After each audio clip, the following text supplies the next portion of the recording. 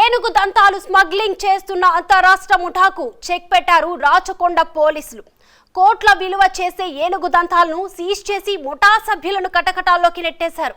మరి ఆ స్మగ్లర్ల బాగోతం ఏంటో తెలుసుకోవాలంటే వాచ్ ది స్టోరీ.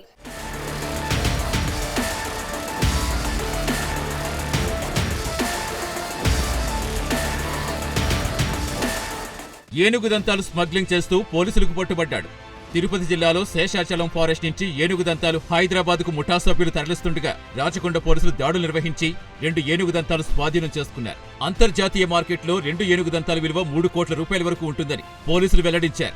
ఏపీకి చెందిన రేకులకుంట ప్రసాద్ తిరుపతి జిల్లాలో శేషాచలం ఫారెస్ట్ నుంచి ఏనుగు దంతాలు తీసుకొచ్చినట్టు పోలీసులు వివరించారు. పక్కా సమాచారంతో రాచకొండ ఎస్ఓటీ పోలీసులతో పాటు ఫారెస్ట్ అధికారులు జాయింట్ ఆపరేషన్ నిర్వహించి 2 ముఠా సభ్యులను పట్టుకున్నారు. ముఠా సభ్యులు కిలో ఏనుగు దంతాలు 50 నుంచి 60 లక్షల వరకు మార్కెట్లో విక్రయిస్తున్నారు.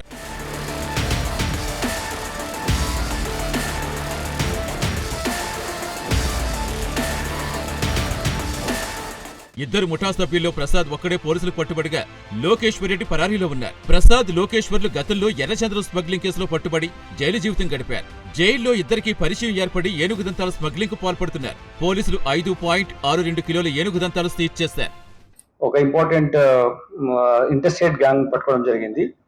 దీంట్లో మీరు చూసినట్టుగా ఎలిఫెంట్ ఐవరీ 2 సీజ్ చేయడం జరిగింది. ఇవి ఇంటర్నేషనల్ మార్కెట్లో 3 crores వర్త్ ఉంటుంది.